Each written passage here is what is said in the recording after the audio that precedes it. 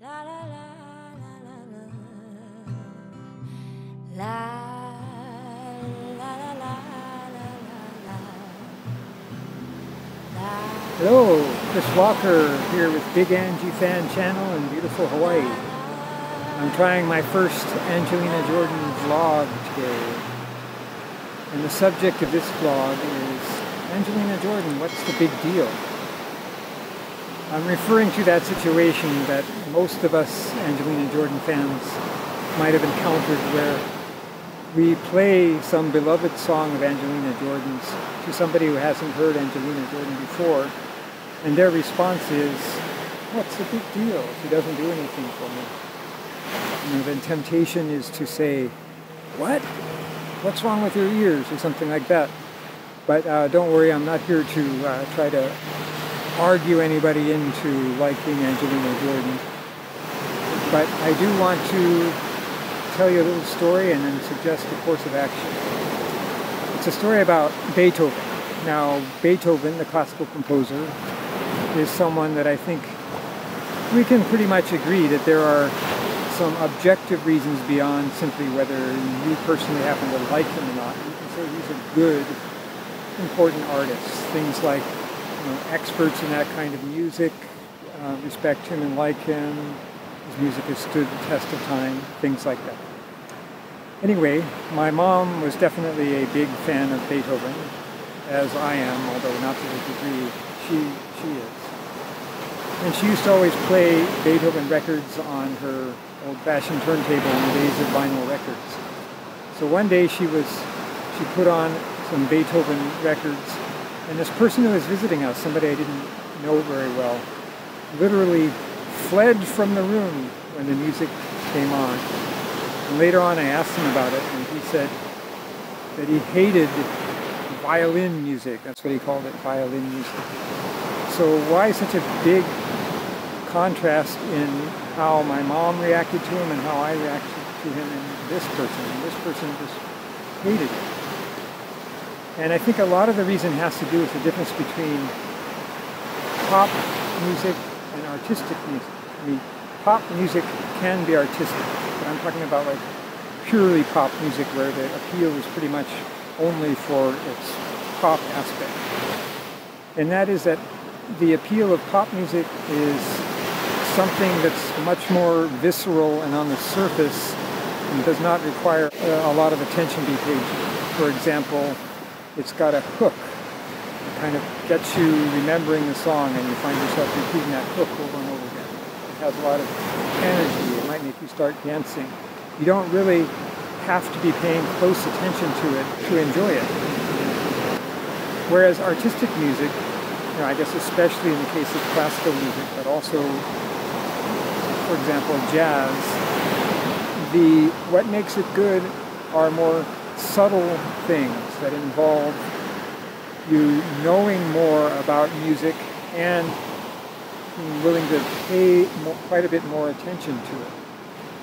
And when you understand some of these subtleties, understand something about, like, say, the interplay of the different instruments with each other, and you actually are sitting down with some headphones and listening carefully to the quiet passages, and not just the loud, bombastic passages, then you can appreciate it a lot more than if you're just, listening to it off in the distance without understanding what's going on. And another thing about it is that with repeated listenings, you get more out of it. And, it's more of a deeper appeal. And so I think that the difference between this guy who fled the room and my mom and me is simply that we had been exposed to a lot of this music as kids, and we had learned to pay more attention and to enjoy these subtle aspects. And so to us, it doesn't just sound like this mess of syrupy strings that is boring like it did to this guy.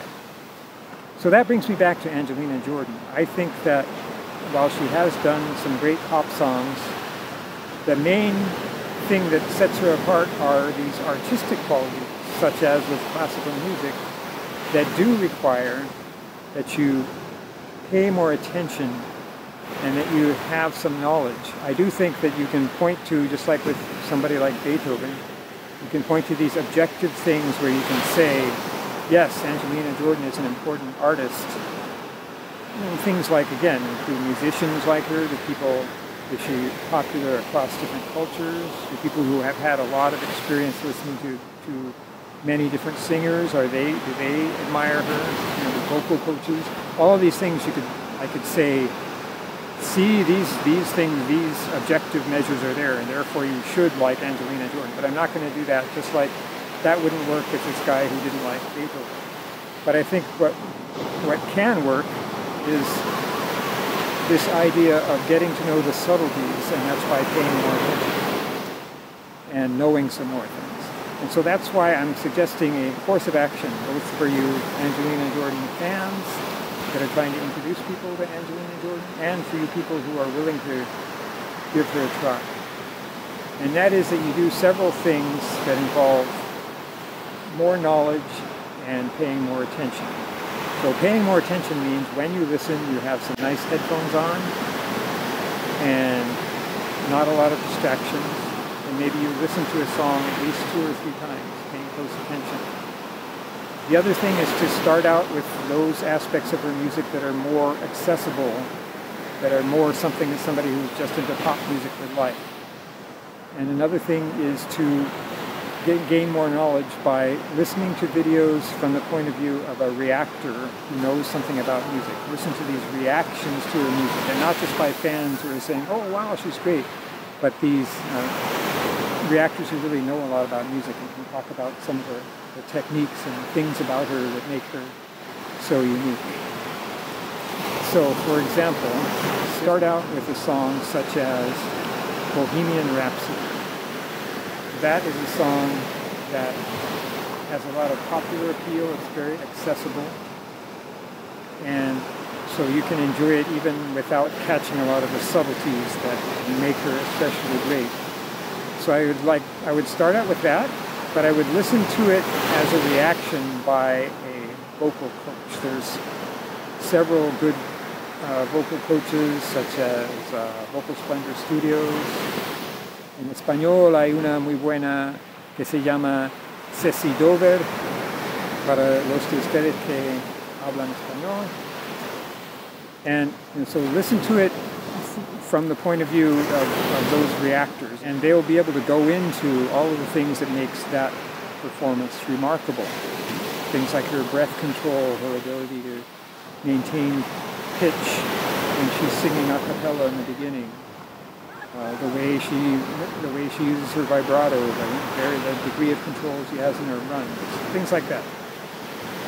Then from then on, I would suggest going on a voyage of discovery with 1 or 2 of those reactors who started out, were blown away. Often they started out with Bohemian Rhapsody and were blown away, and then they went back and looked at some of her other songs.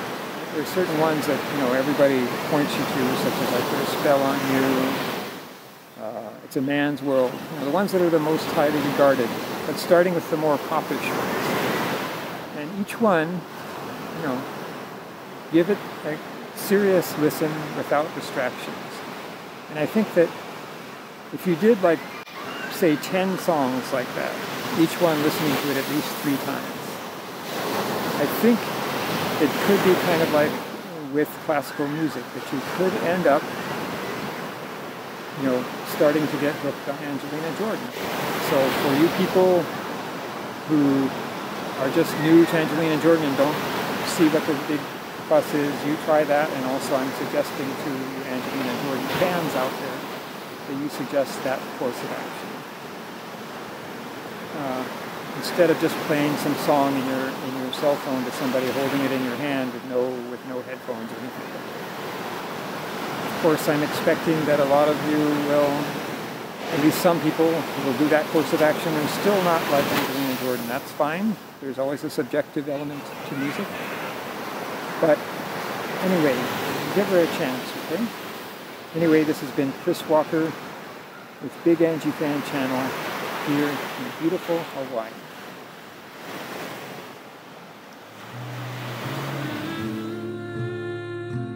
Mm-hmm.